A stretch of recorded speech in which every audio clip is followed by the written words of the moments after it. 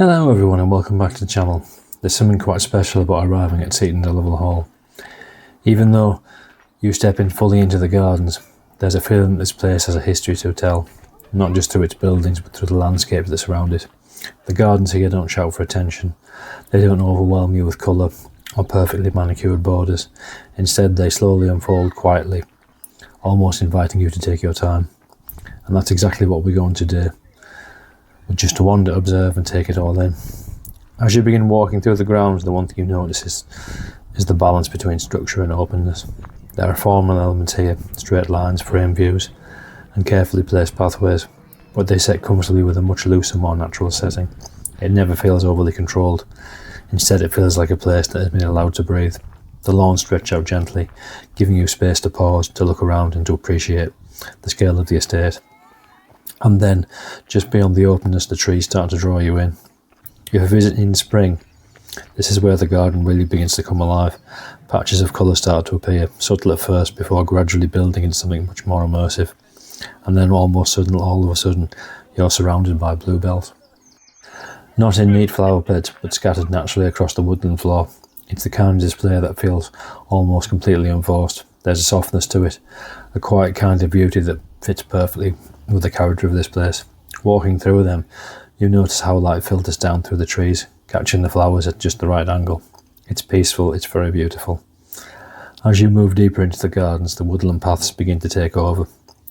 The sound of footsteps turns slightly underfoot, softer, more muted, and the atmosphere shifts with it. You're no longer in open ground, you're in something more enclosed, more intimate. The trees here aren't just background, they shape the entire experience. They guard your rude frame of view and create little pockets of quiet where you can just stop and listen. There's birdsong, the rustling of leaves, maybe the distant sound of wind moving through the branches. It's not dramatic, but it doesn't need to be. Every now and then the gardens open up again, and when they do, you're reminded of why you're here. The hall comes back into view, framed by the trees or sitting on the long edge of the lawn. It almost feels like part of the landscape itself. It doesn't dominate the gardens, it complements them. And that relationship between the buildings and surrounding space is one of the most interesting things about Seaton Delaval. It feels connected, intentional, but never forced. One of the things that really stands out here aren't just the big views, it's the smaller details. The mixture of textures, rough bark against soft moss, new growth appearing against older woodland, wildflowers appearing where you least expect them to. This is not a garden that relies on bold, showy planting schemes. Instead it's laid, and the more you slow down, the more you begin to notice. Even the pathways themselves have character, sometimes wide and open, sometimes narrowing and winding. Each section feels slightly different, but still part of the same whole. Coming back into the more open areas, there's a notable shift again. The space feels lighter, the sky feels open above you, and it gives you a chance to reset and take a breath and look back at where you've just been.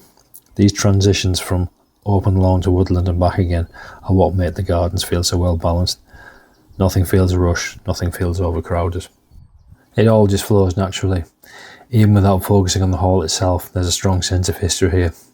You can feel it in the layout, the way the trees have grown over time, the slight imperfections that come with age. It isn't a newly designed garden trying to intimate the past. It's the past still evolving.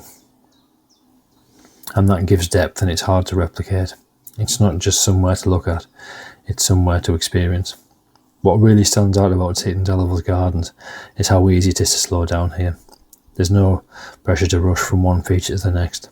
No checklist of must-see spots. You can just walk, stop when something catches your eye, sit for a moment if you feel like it. And that's the kind of freedom that's surprisingly rare. Although spring brings that burst of life, especially with bluebells, you can easily imagine this place changing with the seasons. In the summer, the greens in the garden deepen and open spaces feel warmer and brighter. In the autumn, these woodland paths take on a completely different character, with colour underfoot and the canopy above. And even in winter, there's a structure here that would hold your attention. It's not a one-season garden, it's a place that evolves. As you begin to make your way through the gardens, there's a sense that you've seen quite a lot, but there's also the sense that you could see even more to explore, and that's always a good sign. It means the place has stayed with you. The gardens at Seaton Delaval aren't about dramatic features or standout moments, it's about atmosphere. It's about small details and the balance between open spaces and quiet woodland. And most of all, about giving you the space that you just need to be. So if you're looking somewhere that feels calm, natural and quietly full of character, Seaton Delaval's gardens are definitely worth a visit. Not for a quick walk, but for a slow one. As always, thank you for watching. Please like, share and consider subscribing, as it will help the channel to grow. Take care of yourselves and I'll see you in the next one. Please enjoy the remaining footage of the gardens here at Seaton Delaval.